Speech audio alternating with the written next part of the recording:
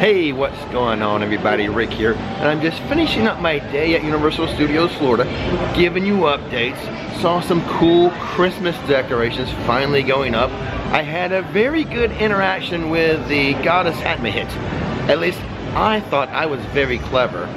Plus, I had at the end one of the best sandwiches I've had in a long time. But before I get too far ahead of myself, let's go back to the start of my day and see how it all went down. Let's begin our day with a look at the Rip Ride Rocket construction project. This has become a weekly habit for us, just to watch them push and move dirt around, though they have started to pour some concrete. Yeah, real progress being made. I wonder if they've made any real progress as far as Christmas decorations. We're about to find out. They've added poinsettias around all the palm trees. Now, I've always called them poinsettias, but then I heard someone call them poinsettias. So now I'm doubting my reality. Which way is it said? The last time we were here, this corner of the Universal Studios store was blacked out with black curtains, but it's ready now. It says Merry Grinchmas, so let's take a look inside. Now, I've already done a video on all of the Grinchmas merchandise. It was over there at Seuss Landing at Islands of Adventure. I'll go ahead and I'll leave a link to it somewhere in the description box, or maybe at the end of this video if you're interested. But I've covered all this stuff, and it's some pretty cute, pretty cool stuff. The only thing I don't think I showed in that video are these kid jammies. The pants, oh my god, there was a bird. Do you guys see that? There's a bird in here. $35 for the kid jammies, oh my gosh. And then the matching shirts up here for $26. And then like the onesie thing here, this one's for 6 months old. $33 for like the really young ones for their little onesie jammy. And then I didn't show this pet bandana for $16. And the last thing to catch you up on is this Merry Grinchmas dress for little girls. $38 for it. I don't know, did that pick up on camera? Did you guys see the bird? A bird was hiding in the jammies. And then I startled it and it flew out. Oh my goodness.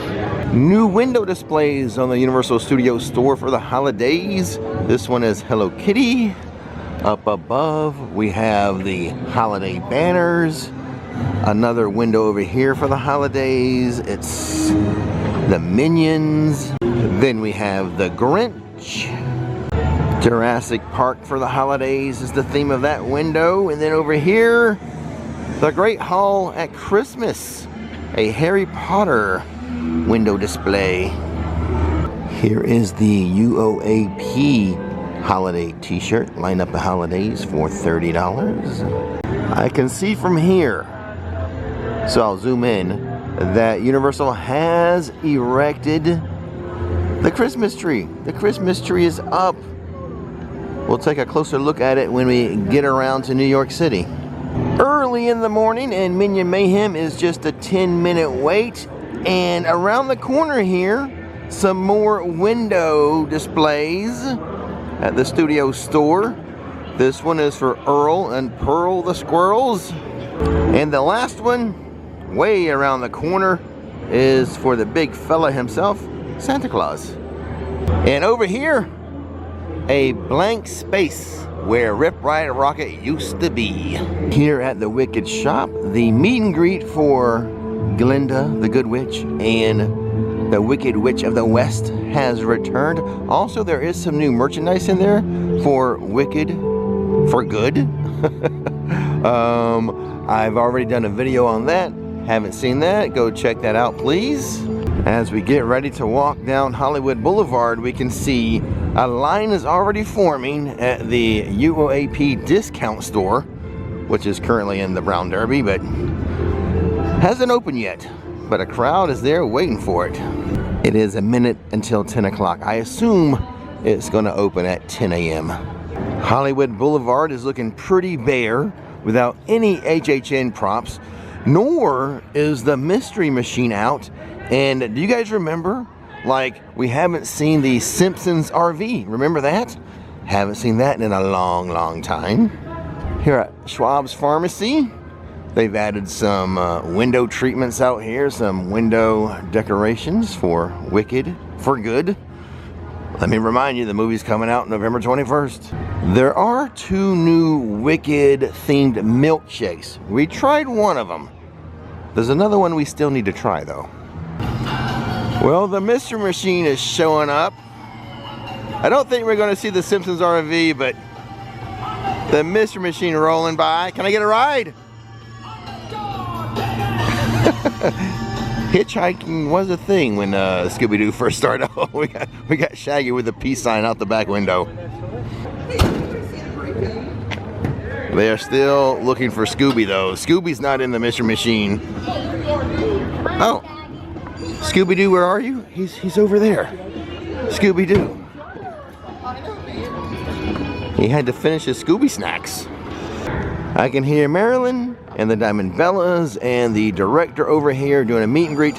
They're not doing a show this morning because, if you can see here, the ground's a little too wet. We don't want the ladies slipping and hurting themselves.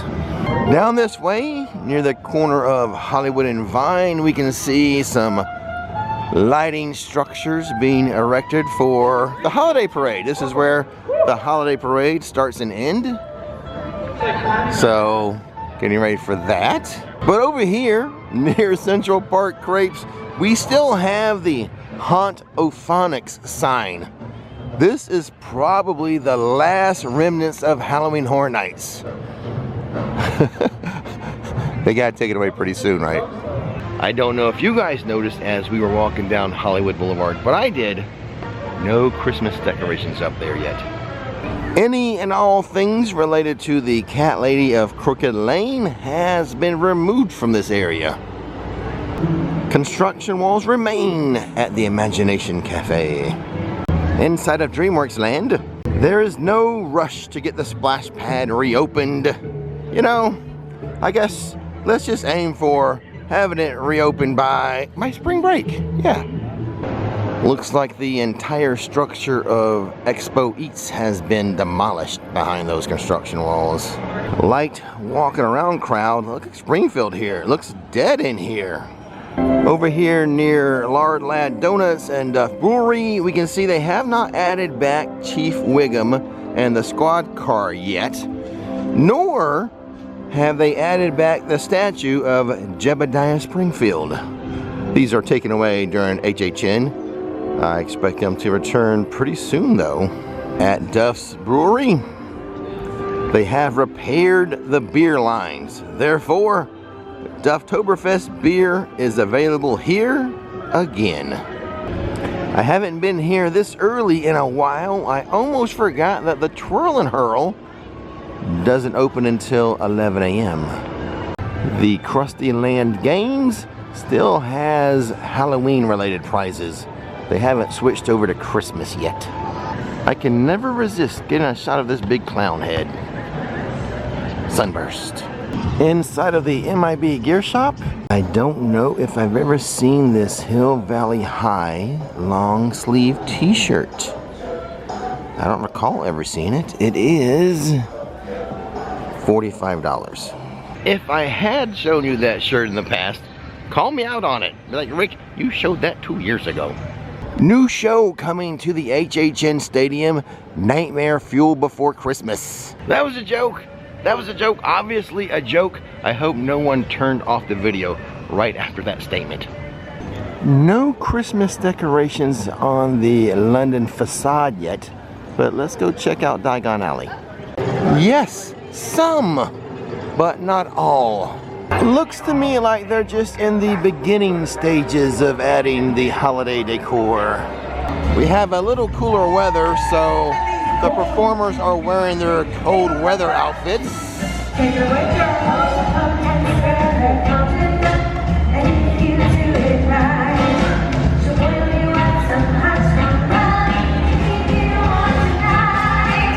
Globus Mundi may be closed, but it is getting its holiday decor.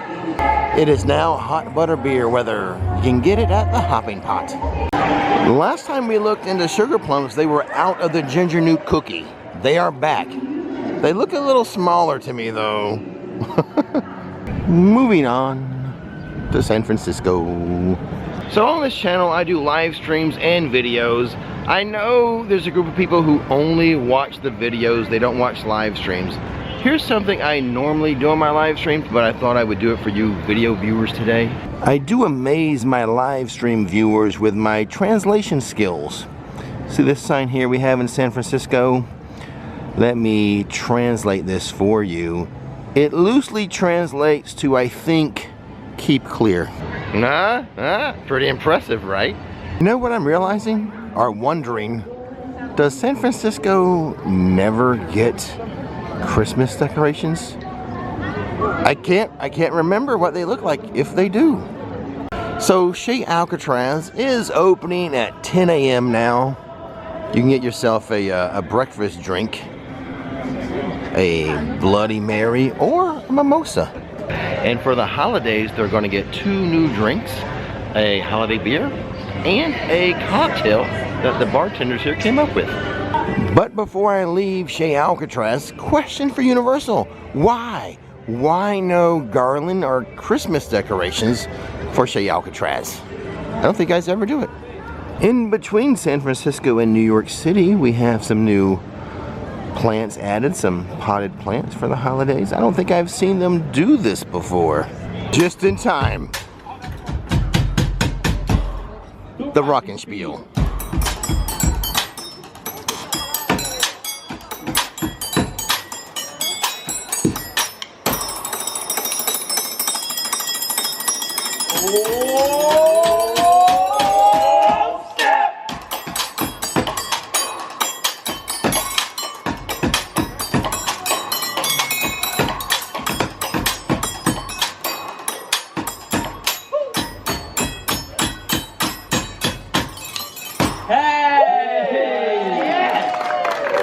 Guys, what's up? I nailed it. Oh, the goddess is cold today.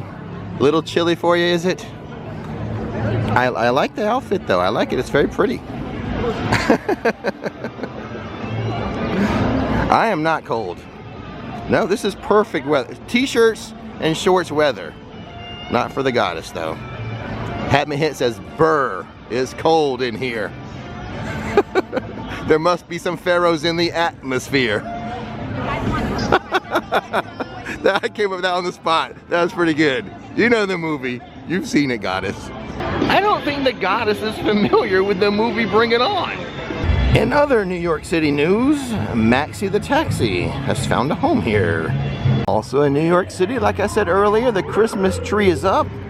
Not fully decorated, but boom.